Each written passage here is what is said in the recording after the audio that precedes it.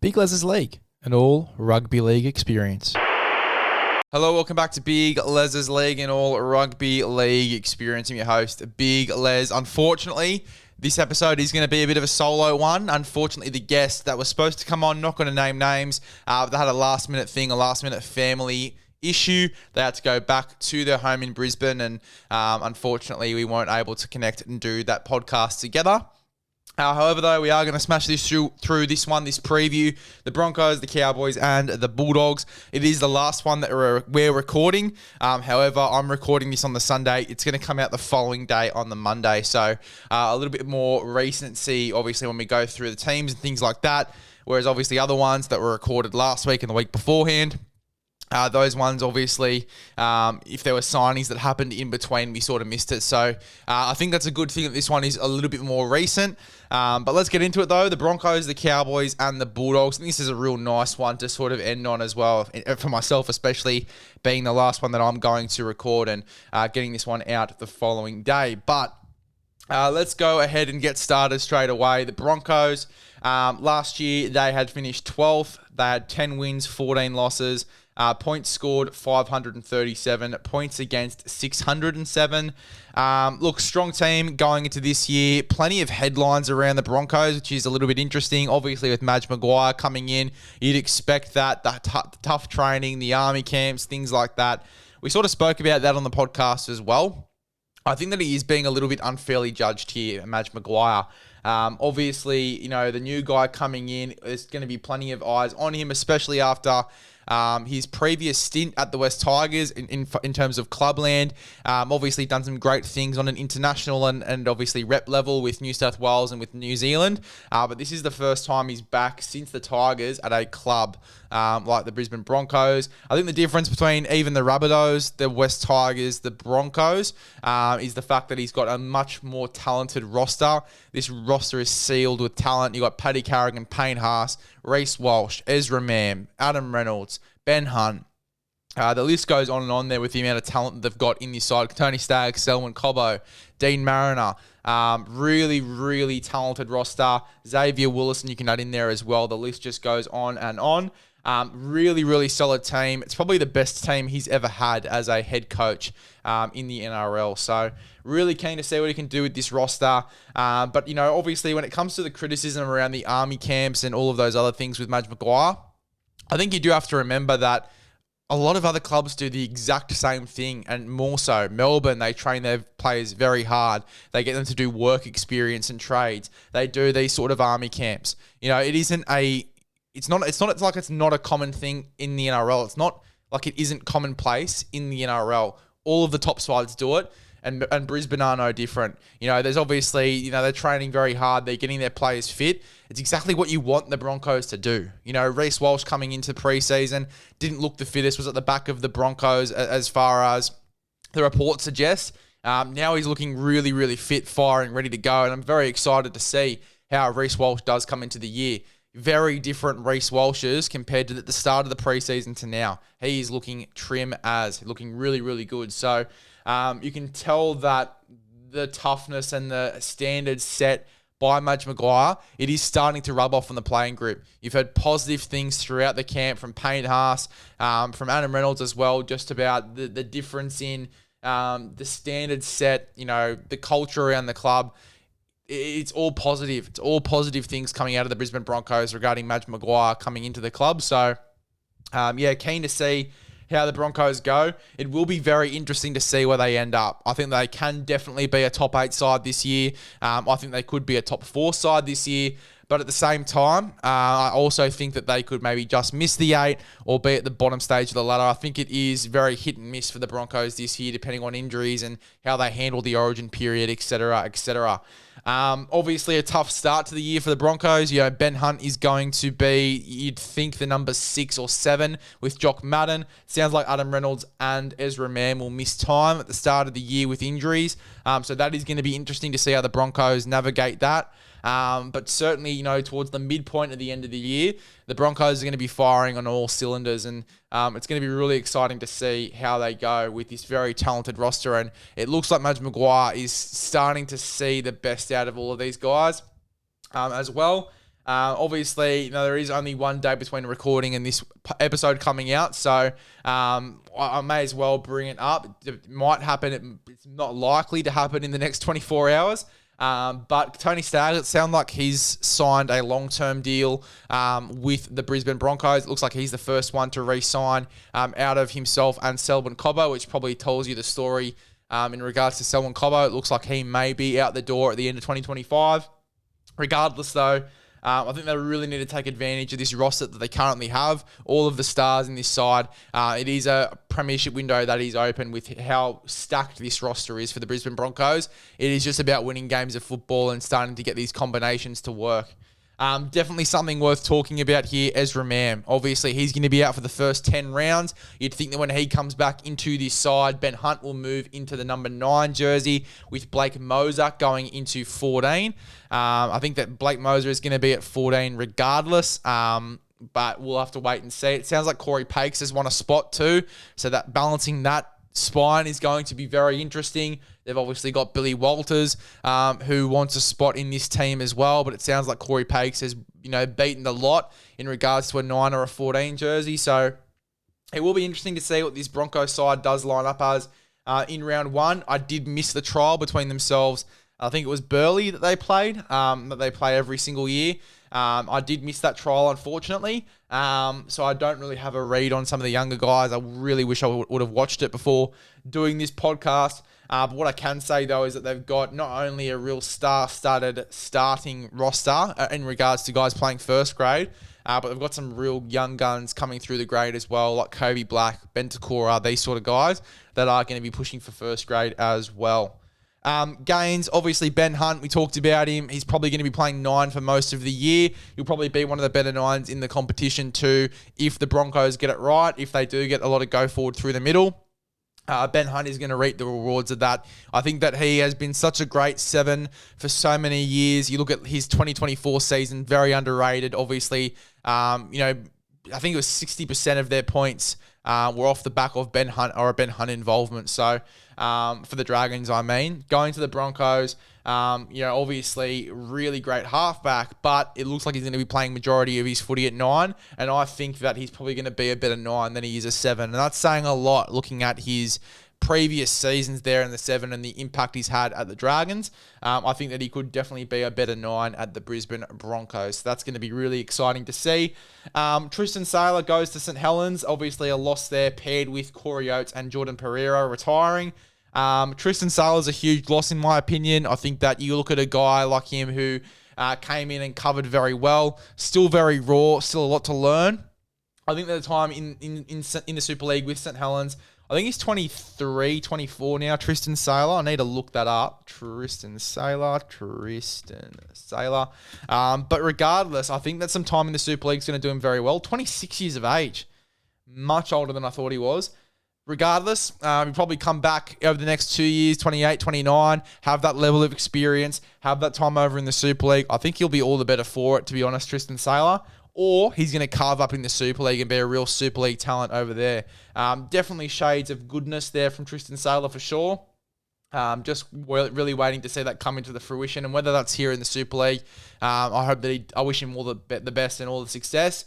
I feel like he could have been a great guy to have in and around the squad at Brisbane, particularly with how many times he had to come in last year with Reece Walsh being out and a few other guys being out in the spine. But Tristan Sailor, wish him all the best over there at St Helens.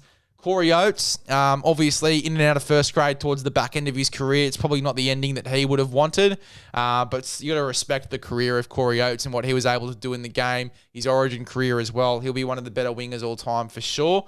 Really, really interesting to see him go, and obviously the post-Corey Oates era, it sort of started to come into fruition when he was in the squad, but now it's really hit the ground running with obviously some new guys like Dean Mariners, Selwyn Cobbo going to be on the wing. You got Tony Staggs, Jesse Arthurs, these sort of guys in the back line, who will obviously be there now full time. Let's move into their top 30 squads. So my predicted lineup, 1 to 17 at the moment for the Brisbane Broncos as of the 9th of February. It is Reece Walsh at fullback, Jesse Arthurs and Selwyn Cobbo on the wings, Dean Mariner and Tony Staggs in the centres. Selwyn Cobbo is rumoured to be on the wing, making the move there from the centres. I think it's better for Selwyn Cobbo. I feel like he can obviously have those tough carries coming out of his own end, which was so good when he was on the wing previously. But then also he, has a great finisher as well. I think that he's going to be really great for the Brisbane Broncos, potentially outside Tony Staggs. Ezra Mam and Adam Reynolds in the halves. Fully fit once, obviously, Ezra Mam walks back into the door. I think that he's obviously the 6 there.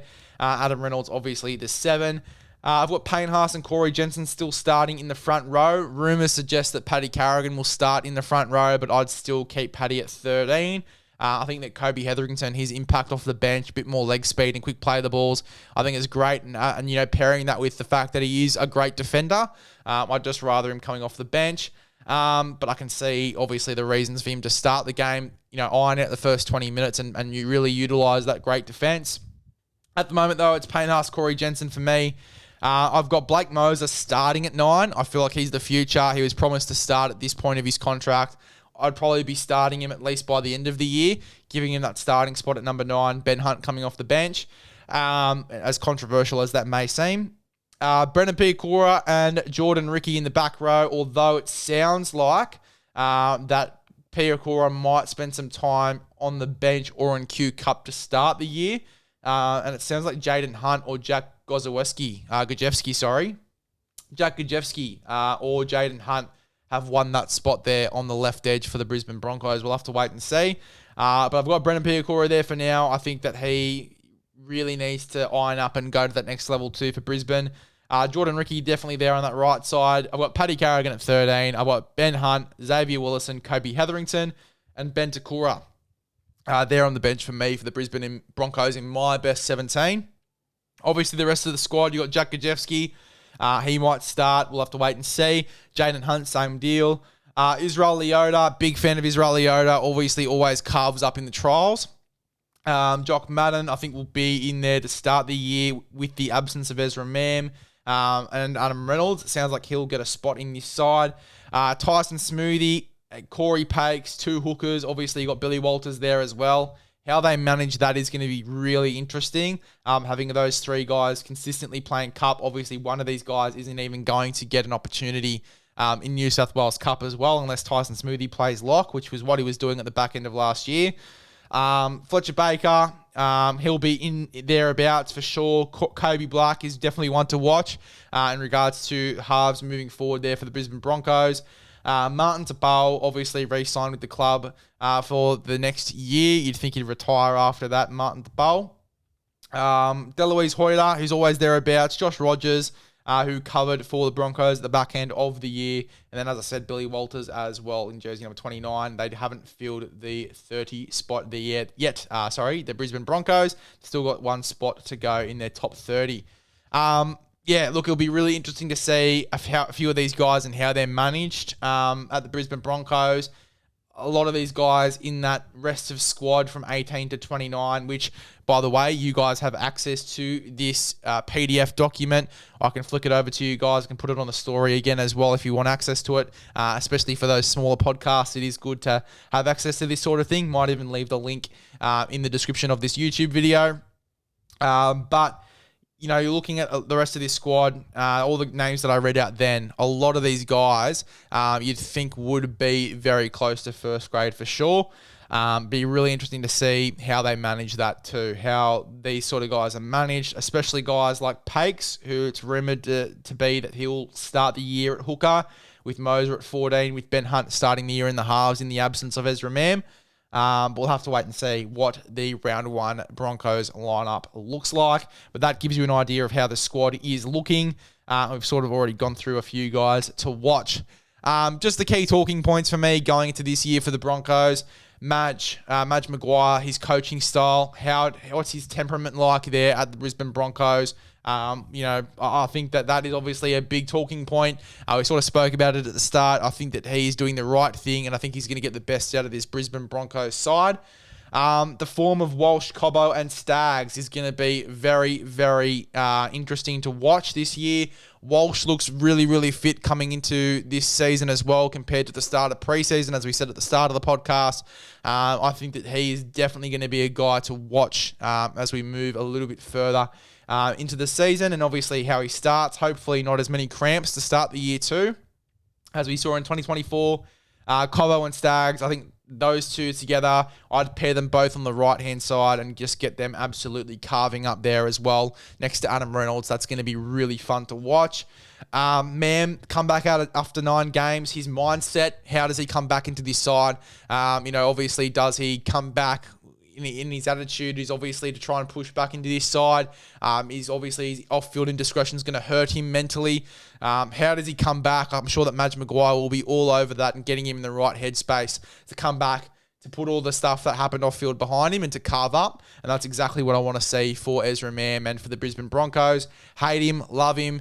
You want the best out of Ezra Mam if you're a Brisbane Broncos fan, because you want the Broncos to be in finals. It's as easy as that. It's as simple as that.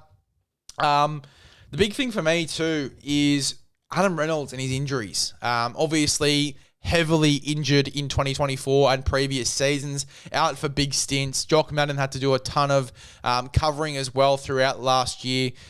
Great to see that they've got a guy like Ben Hunt, who is that experienced guy that can sit in those roles. You got so many hookers that can fill in, like your Corey Pakeses, like your Billy Walters, like your Tyson Smoothies. I think Moses is a guaranteed guy in the 17. He is unbelievable. He's very talented. If he's not in the 17, I think the Broncos are kidding themselves a little bit there. But having a guy like Ben Hunt who can cover for Renault is going to be big for them. It's sort of like the Tom Trbojevic effect at Manly. As soon as Tom Trbojevic gets pulled out of this side, Manly were in a bit of shambles. Obviously, last year wasn't the same because Lee Hopewade was there, and they played a lot of great football. They got a lot of confidence from Lehigh and what he was doing on the field. Very talented footballer. It's sort of the same here. They get a Ben Hunt now, the Broncos, who can fill in as that experienced guy, and they've got a little bit less to worry about there in regards to losing Adam Reynolds with injury. Although, if Broncos are to be a top 8 side, Adam Reynolds needs to be in the 17 for 27 rounds. It's as simple as that. And if they want to get deep into finals, he's got to be there for sure and uninjured as well. And then finally, Paddy Carrigan. What's his role? Is he a front rower? Is he a 13? The minutes disparity, is that something that comes into it as well? Wanting him not to play as many minutes and to sort of even it out with a few other guys just to lower the chances of him getting injured in 2025. Maybe that's the plan there for Madge Maguire. Maybe he just sees him as more of a front rower with Kobe Hetherington there in the 13, being a bit more of a ball player, having experience at 9. Maybe that's the plan there for Madge Maguire there with moving Paddy to the front row. Very keen to see how that works there for the Broncos. Now, when I was putting my ladder together, I had the Broncos at 10th. I think that they'll be in a bracket of 7th to 10th. I think that that's probably where they sit going into 2025. I think that they can push for the 8. I can also see them just missing out as well. Obviously, it depends on how much these injuries affect them. Renault, how many injuries he gets throughout the year, but also Ezra Mam and his mindset coming back into this team. Walsh, Cobbo, Staggs, their form. That's going to be really, really interesting going into this year. But the Broncos, 7th to 10th, I think is pretty fair for them. Let's move into the North Queensland Cowboys. Obviously, they finished 5th last year. 15 wins and 9 losses. 657 points scored, 560 points against. Cowboys looking very strong this year. I think that they will stay in the same position on the ladder, but they will consistently be a 5th ranked team. And what I mean by that is, obviously last year there was highs, there were certainly lows for the Cowboys, but it was the late push that got them to that 5th spot. I think this year for the Cowboys, obviously depending on who their halfback is going to be, I feel like they're more so going to be consistently that 5th ranked side. I think that they will be a side that is consistently playing the football of a team that should be around that 5th position. Really keen to see the Cowboys kick on. I think that they are going to be a smoky for that top 8 as well, but a smoky more so to be that 5th again. you can definitely look at the side and the guys that they've lost and the experience that they've lost and look at it and go, they probably do drop off a little bit, the Cowboys, which is totally understandable. I was high on the Cowboys too, with Clifford at 7. Looks like Tom Duffy's won that spot, as per reports. So it'll be interesting to see what their side looks like round 1. I think the trials will have a big say as to who that halfback is going to be too. Obviously, Clifford coming back from surgery probably won't be able to play in the trials. So that hurts him a little bit for his halfback chances. But we'll definitely get a good read on Purdue and Duffy, and they'll obviously both get time there for us to sort of consider who should be in that jersey. But what I will say is that regardless of who's there in the 7, they're all very talented footballers. Cowboys at their best are a top 8 side. Cowboys at their best for me are 5th. I think they will be a smoky for that sort of positioning. The gains, Kai O'Donnell, they get him from the Lee Centurions. Obviously, a Canberra Raiders guy, started out at the Canberra Raiders. Obviously, more of a Queenslander. Was born in North Queensland. I think that he always wanted to play for North Queensland in an interview that I saw. Went to the Raiders, had that opportunity there. Ended up going to the Super League and biding his time there. Very talented in the Super League. Back row, front row, lock forward. Very, very successful over there. Comes back to the North Queensland Cowboys. Very highly touted. I think that he will be in and around the 17 with a few of the injuries that they have going into this year. In particular, Helam Lukey and Tommy Chester. Also, from the Manly Seagulls, they get Jackson Paulo and Carl Lawton. Really excited to see how both of these guys go, too, and if they do crack first grade. I think Carl Lawton's probably going to be in that 14 jersey, but Jackson Paulo definitely going to be one to watch as a smoky to get into the back line there. And then they obviously get Johnny Bateman, who just finished his loan deal with Warrington. There was no chance he was ever going to the West Tigers again. I thought he was going to stay in Warrington, to be honest. Shit on my face a little bit there. He did sign with the North Queensland Cowboys, and the Englishman in the summer sun in Queensland is never a good idea, but he seems to be training well there. Obviously, a more experienced guy in that pack, and he'll look to be taking Helam Lukey's spot there at the starting left back row for 2025, with Helam Lukey doing his ACL. Now, the losses, this is quite substantial. A mix of experience and youth here.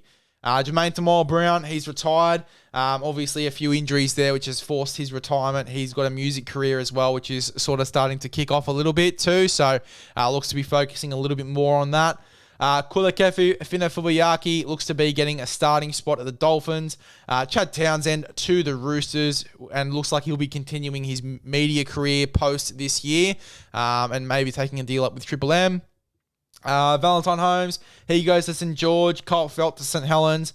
And then one of their young guys, who I'm not going to really try and pronounce that last name, but you'll be able to see it on the sheet here, goes to the Manly Seagulls. Jake Granville, he has been released. Not sure if he's retired or signed with a Super League club. Hasn't been too much word on that, but we'll definitely try and get a bit of an update for you guys as to where he's landed in 2025. But a lot of losses there, particularly Townsend, Holmes, and Felt. That stands out to me, being a lot of experience lost, more so in the back line, but Chad Townsend in the halves, a lot of direction there. Yes, his defense was 50-50, but attacking-wise, his kicking game was great. He definitely offered a lot more than what he didn't, if that makes sense. So definitely a bit of a loss there, and, obviously we're looking at the Cowboys now, who are really trying to figure out who their halfback is going to be going into next year. That's going to be really interesting to see there. Chad Townsend obviously leaving. Bunch of young guys fighting for spots. Clifford, probably the most experienced there and the guy that I thought would have got the spot. But it does look like Tom Duffy has won that spot there for the Cowboys. Speaking of their squad, let's get into it. Obviously, 29 players there at the moment. Let's go through my 17. So, I've got Scott Drinkwater there at fullback. I've got Murray Taulagi and Zach Labart on the left side. Even though Labart did predominantly play on the right side, I've got him there on the left. My right side is Viliami Vailea and Robert Derby. The centers could go either way, left or right, depending on your preference. But Viliami Vailea, carved up on the right side at the back end of last year. I think that's where I'd be keeping him. Laybutt and Mario Taulagi would be a nice combination there on the left side. Derby, I think, is definitely a first grader. And for those super coaches out there, definitely one to keep an eye on. I think he is around the 198K mark. And, obviously in the first few weeks of the competition, if he does start, he is going to go up in price. So I'd be grabbing him very quickly. Tom Dearden and Jake Clifford were my halves. It sounds like Tom Duffy has locked down the 7 jersey. I've got Griffin Neems starting. I think that he will lock down a starting spot in this Cowboys side moving forward. Jordan McLean there in the other starting front row spot. I've got Reece Robson at 9.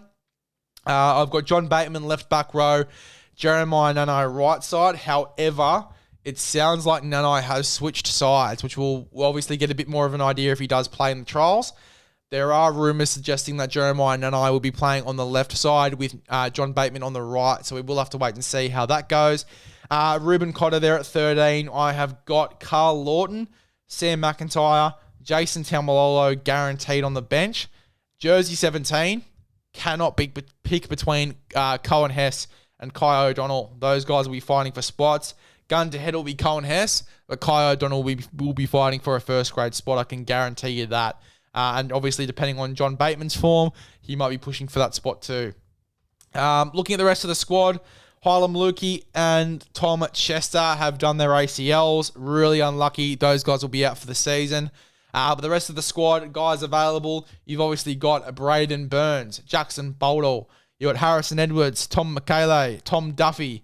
As I said, rumours that he's going to start over Clifford, with Clifford obviously getting surgery as well to start the year. Semi Valame, who a lot of guys have in their side. I just wasn't convinced after last year's form, especially in Q Cup. It was very up and down. Jamal Shibasaki, who debuted last year or the year before and went very well. There's also Jackson Purdue, who obviously is fighting for a 7 spot. Caden Lars, who played for Queensland in the front row, I believe, in the under-19s game and played very, very well. He's been upgraded to a top 30 contract. And definitely a guy to watch as we get closer to the Origin period. Ruben Cotter, these sort of guys missing out. Definitely keep an eye on Caden Lars. Definitely a guy you need to watch there because he may get his debut opportunity around that period. And then you obviously got Kai O'Donnell or Cohen Hess, whoever you don't have in the 17 there. So really nice, well-rounded squad there. You probably do need another fullback in there somewhere with Tom Chester obviously out. The next available fullback would probably be Zach Laybutt to move there to fullback. You've also got Jackson Purdue who can play a bit of fullback there as well. But that will be interesting to see how that goes. I think Tom Duffy can play a bit of fullback too. But if Scott Drinkwater goes down, it'd be very interesting to see who the preference is there in the number 1 jersey. Let's move into some talking points here for the Cows. Clifford surgery, Duffy and Purdue fighting for spots there in the 7. Sounds like Duffy has won it, as we previously said there as well for the Cowboys. Be really interesting to see if that is the case, and we'll get more of an idea in the trials. They do lose a lot of experience. How they battle against that, obviously felt Holmes. They also lose Granville there, who I think is a big loss, and Chad Townsend. A lot of experience lost. How do they handle that with what is now a very young side other than Taumalolo and Jordan McLean?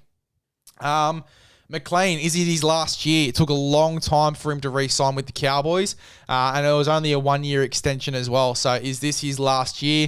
And how do they move forward from Jordan McLean? What is the next go, as well as in regards to who takes that starting front row spot? Tom McKaylee, they've also got Sam McIntyre, these sort of guys. Really interesting to see who does put their hand up this year and grab that spot. McIntyre's in for a massive season. After last year, obviously started his career as a winger. We found out on the Supercoach Experience podcast on The Burst.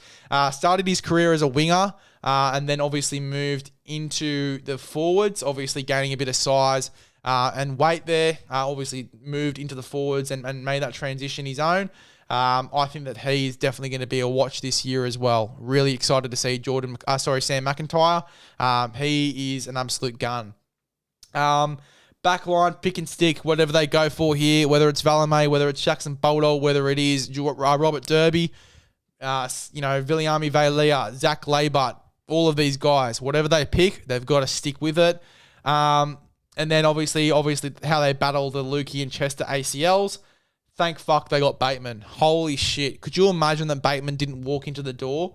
there'd be a lot of headaches as to who does fill in that spot. Really, really thankful that they got John Bateman in that side. A lot of experience there. Yes, he has a bit of a loose head, but I think that he will definitely be a guy that, turn things around, and under Todd Payton has a really good year for the Cowboys. That's exactly what I'm hoping for.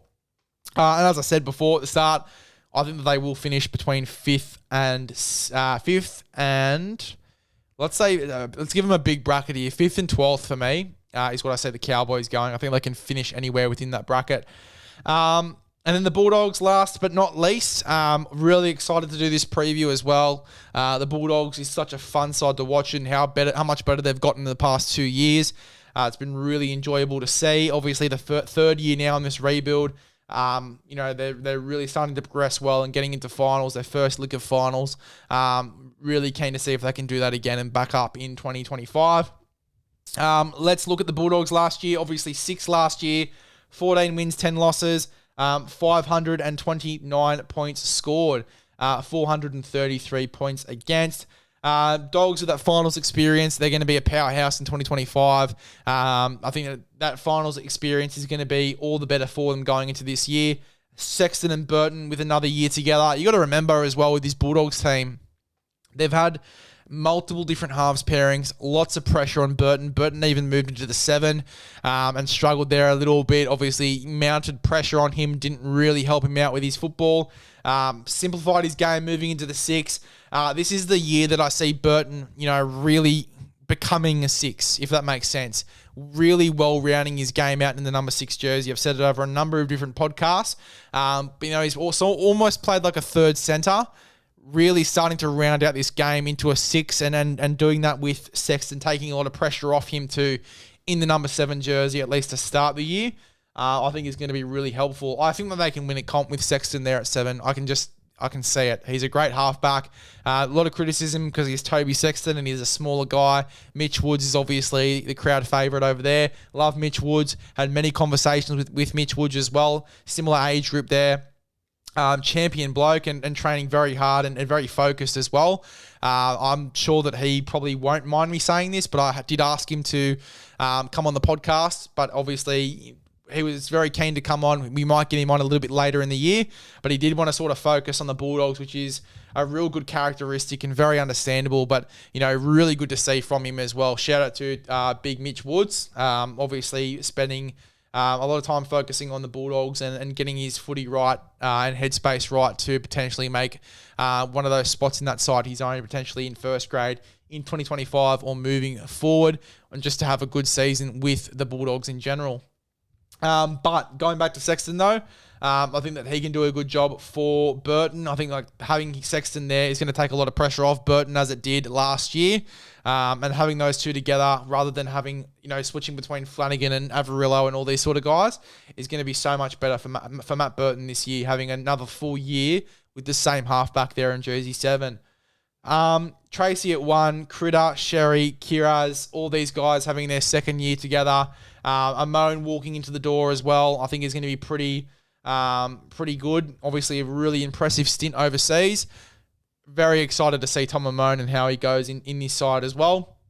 I feel like he's going to have a really strong season. Very impressive stint overseas. If you haven't seen his highlights over in the Super League, please, get yourself across him because he'll definitely be a guy that's in and around this side. And in my opinion, he probably starts. By the end of the year at least, I think that he will be a starting front rower in this team.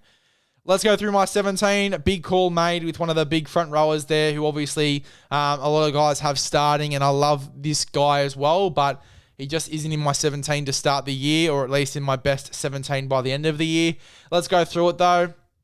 Connor Tracy, he's at fullback. I got Marcelo Montoya and Jacob Kiraz on the wings. I've got Bronson Sherry and Kiraz in the centres. Critter and Kiraz on the right side, Sherry and Montoya on the left. Matt Burton, Toby Sexton in the halves. I've got Max King and Tom Amon in the front row. Reid Marnie at 9. I've got Viliami Kickout and Jacob Preston in the back row with Kurt Mann at 13. I've also then got Bailey Hayward at 14. Curtis Moran at 15. He has to be there. He's a non-negotiable in my opinion. His work rate and heart that he has in this Bulldogs jersey, he has to be there. Tupanura at 16 and then Josh Curran at 17. I think that they've got a really, embrace their smaller pack and more mobile pack, and that bench certainly speaks volumes of that. Hayward can obviously fill in at 9-2 and take a bit of pressure off Reid Marnie as well. The rest of their squad, Carla Lawapu is in there. Sounds like he is training in Redcliffe at the moment. There was rumours that he was going to the Dolphins. I don't think that is going to happen. I think that his family lives up in Redcliffe, and as a result of that, he's just training up there while he has this injury and coming back from this injury at the moment, which is completely fair. Jack Todd, they've got Ryan Sutton, Blake Taff, Jake Turpin. A lot of guys that you forget about in this squad as well. Turpin, Taff, Ryan Sutton coming back from injury. Blake Wilson as well. He'll be pushing for a spot over Marcelo Montoya. Mitch Woods, Daniel Saluka Fafita, second year at the Doggies now. A lot less injuries. Be interesting to see if he can crack the 17. Jamin Salmon, Harry Hayes, these sort of guys will be pushing for a 17 spot as well. Sam Hughes, not in my 17. Love Sam Hughes. I just don't see him in my best 17 by the end of the year. Drew Hutchison and Nari Tuala there to round out that 30 squad. Be really interesting to see a lot of these guys, like your Wilsons, your Turpins, your Taffs, your Ryan Suttons in particular, and your Sam Hugheses, your Daniel Saluka Fafitas, if they can crack spots in first grade. And then talking points here for the Bulldogs. Toby Sexton is going to be a big one for me, how he goes throughout the year. A lot of pressure on his back at the moment with Mitch Woods being the crowd sensation there at the Bulldogs, looking to get a spot in this side.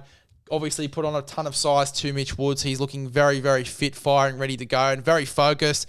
As I said, I told that story as well. I asked him to come on the podcast.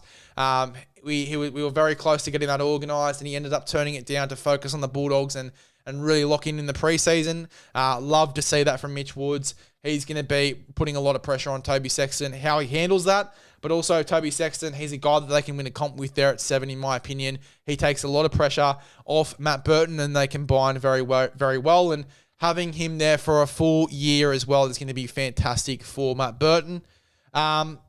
Jacob Preston, obviously, his resurgence as well. Fell off at the back end of last year with a few injuries.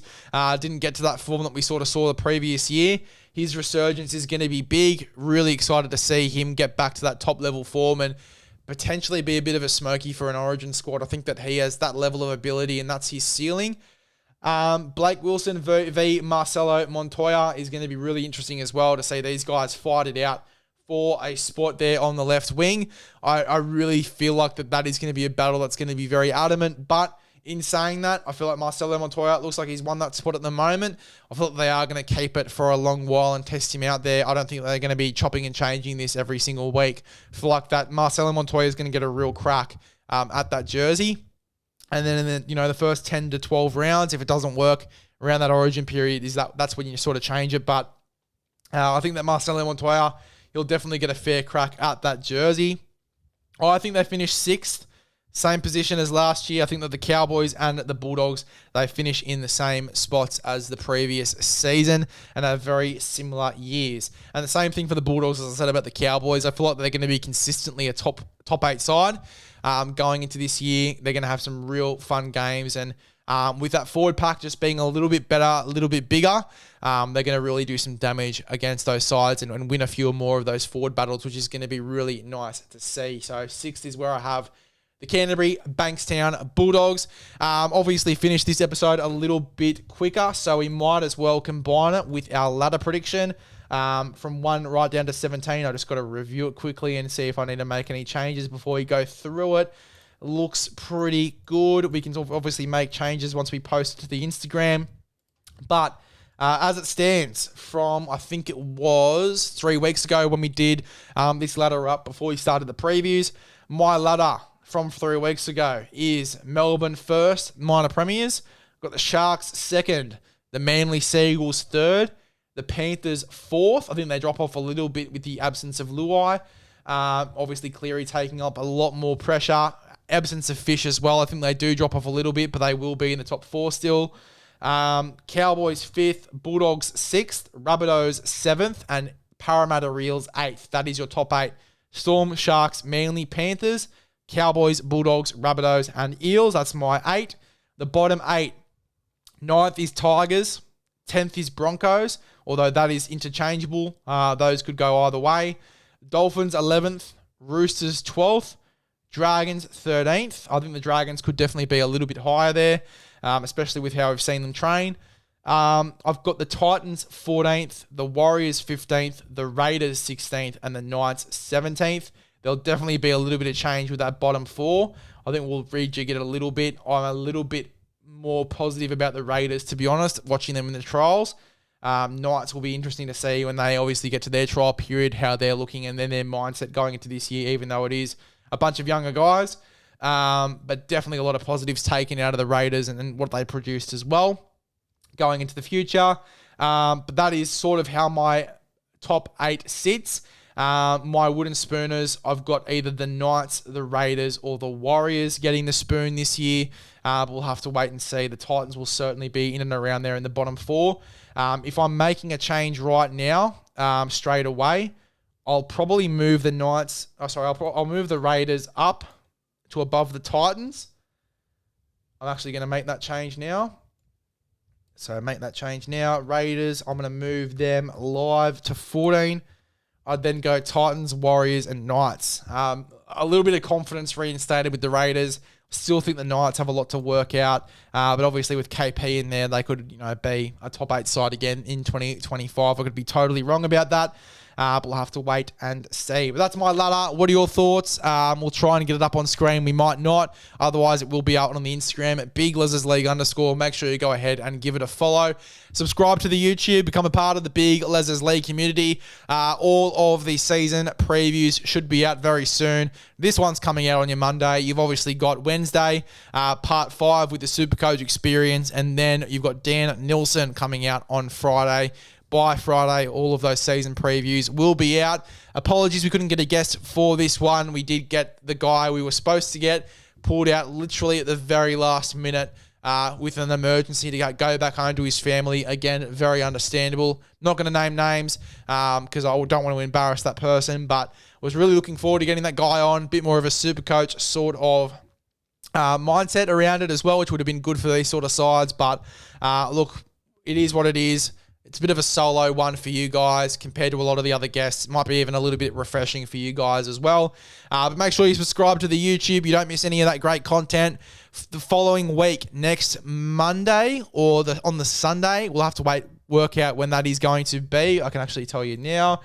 On February 18th. So that is, let me get the calendar up. Don't worry about it. Feb 18. Feb 18. We have got Tom Yeager coming on the podcast. Really excited about it. Obviously, an up-and-coming, not so much an influencer, but he's a PT. He's obviously got his Instagram page, satirical Instagram page, where he's running very well at the moment.